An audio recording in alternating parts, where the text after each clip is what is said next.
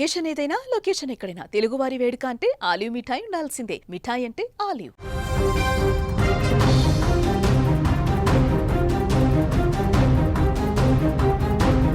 హైదరాబాద్ పాత బస్తీలో ఘోర అగ్ని ప్రమాదం చోటు చేసుకుంది. ఈ యొక్క అగ్ని ప్రమాదంలో ఆ షాప్లో ఉన్నటువంటి ఏసీలన్నీ కూడా పేలిపోయాయి. అక్కడ ఉన్న కారు కూడా పూర్తిగా దగ్ధమైపోయింది. ఈ ఊహించని ప్రమాదంలో అక్కడ తీవ్ర నష్టం కూడా వాటిల్లినట్టుగా తెలుస్తుంది. నిన్న రాత్రి 10:30 ఈ యొక్క అగ్ని ప్రమాదం చోటు చేసుకుంది. శాలిబండ లాల్ దర్వాజా క్రాస్ రోడ్డు వద్ద ఉన్నటువంటి గోమతి ఎలక్ట్రానిక్స్ షోరూంలో ఈ యొక్క భారీ అగ్ని ప్రమాదం చోటు చేసుకుంది. ఆ రాత్రి సమయంలో జరిగినటువంటి అగ్ని ప్రమాదానికి ఆ స్థానికులకు ఏం జరుగుతుందో అర్థం కాలేదు. కేవలం నిమిషాల వ్యవధిలోనే 2 అంతస్తుల భవనం పూర్తిగా మంటలకు ఆహుతైపోయింది. షోరూంలో ఎలక్ట్రానిక్ వస్తువులు, గృహోపకరణాలు అధికంగా ఉండడంతో మంటలు విపరీతంగా ఎగిసిపడ్డాయి.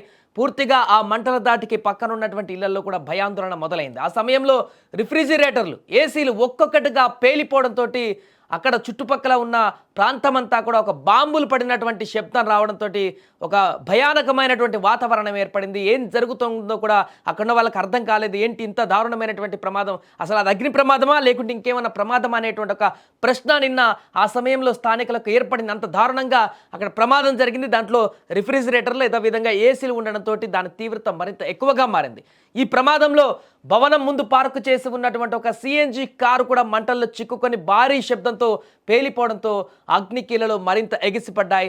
దురదృష్టవశాత్తు కారులో ఉన్న ఒక వ్యక్తి కూడా ప్రాణాలు కోల్పోయాడు. ఈ మంటల ఉధృతికి దుకాణం షట్టర్ దాదాపు 100 మీటర్ల దూరం ఎగిరిపడిందంటే పరిస్థితి ఎంత భయానకంగా ఉందో అర్థం చేసుకోవచ్చు.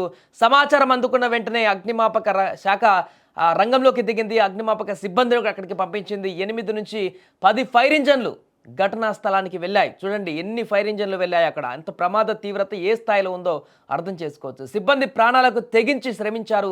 రాత్రి వేళలో మంటలు ఇతర దుకాణాలకు, నివాసాలకు వ్యాపించకుండా యుద్ధ ప్రాతిపదికన అడ్డుకున్నారు. ఎందుకంటే అంత భారీగా వస్తున్నటువంటి మంటలు, పేలుళ్ళు, ముఖ్యంగా ఆ యొక్క విపరీతమైనటువంటి ప్రెషర్తో వస్తున్న పేలుళ్ళు ఖచ్చితంగా మిగతా చుట్టుపక్కల ఉన్నటువంటి షాపులకు కానీ ఇళ్లకు కానీ అంటుకుంటే ఇంకా అది పెను ప్రమాదంగా మారేటువంటి అవకాశం ఉండేది. కానీ అక్కడ అగ్నిమాపక సిబ్బంది చాలా చాకచక్యంగా పనిచేశారని చెప్పొచ్చు. 8-10 ఫైర్ ఇంజన్లు అక్కడికి తీసుకువచ్చి రంగంలోకి దిగి వెంటనే పూర్తి స్థాయిలో ప్రాణాలకు తెగించి ఆ మంటలను ఆర్పేటువంటి ప్రయత్నం చేశారు. ఈ ప్రమాదంలో ఒకరు మృతి చెందగా 6 తీవ్రంగా గాయపడ్డారు.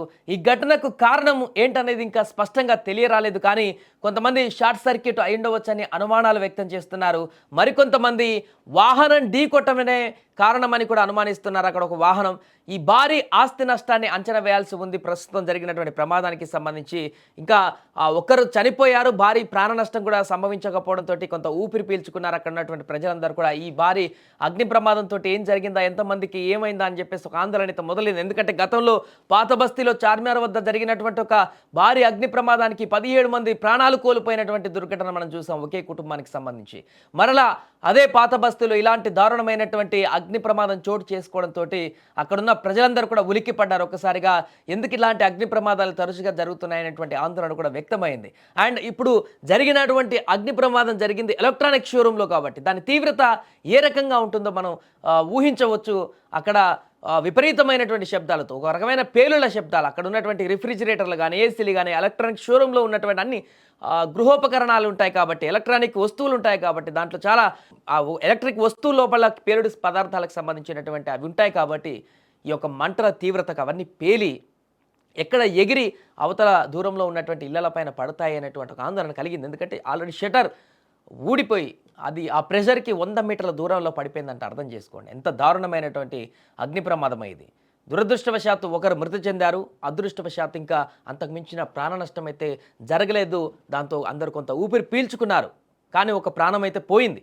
ఇంకా కొంతమంది గాయపడ్డారేమో తెలియాల్సి ఉంది. ప్రస్తుతానికైతే అక్కడ కంట్రోల్లోకి వచ్చింది సిచ్యువేషన్. రాత్రంతా కూడా అగ్నిమాపక సిబ్బంది ఫైర్ ఇంజన్లతోటి మంటలను అదుపు చేయడంతో ఈ యొక్క అగ్ని ప్రమాదం నుంచి పూర్తిగా మిగతా ఇల్లులు కానీ, ఆ షాపులు కానీ ఈ యొక్క అగ్ని ప్రమాదం నుంచి బారి నుంచి బయటపడ్డారు.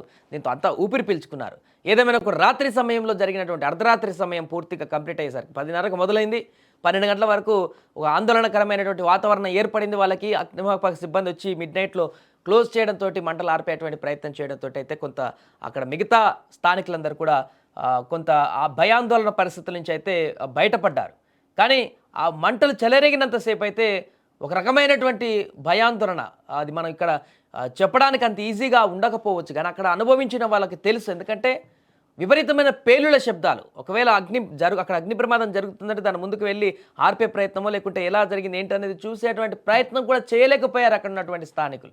ఎందుకంటే అందులో ఉన్నటువంటి వస్తువులు ఒక్కొక్కటిగా ఎగిరి బాంబులు పేలినట్టు పేలి బయటకు పడుతున్నటువంటి పరిస్థితి ఏర్పడింది. ఎప్పుడు ఏది ఎవరి మీద పడుతుందో అక్కడికి నిలబడితే అనేటువంటి ఒక ఆందోళన నెలకొంది. అందుకే ఈ యొక్క భారీ ప్రమాదం దృష్ట్యా అగ్నిమాపక సిబ్బంది కీలక ముందడుగు వేసింది. రాత్రి చాలా చాకచక్యంగా ఇంకా మిగతా షాపులకు వ్యాపించకుండా భారీ ప్రమాదంగా, ఇంకా అతి భారీ ప్రమాదంగా మారకుండా కంట్రోల్ చేయడంతో అయితే ఈ యొక్క ప్రమాదం బారి నుంచి భారీ ప్రాణ నష్టం నుంచి అయితే తప్పించుకుంది. ఫస్ట్ ఆఫ్ ఆల్ ఒకరు మరణించారు.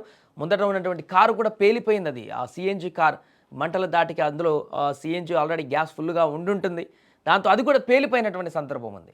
ఏదేమైనా కూడా అర్ధరాత్రి ఈ యొక్క భారీ ప్రమాదం పాత బస్తీలో ఒకసారిగా ఉలిక్కి పడేలా చేసింది.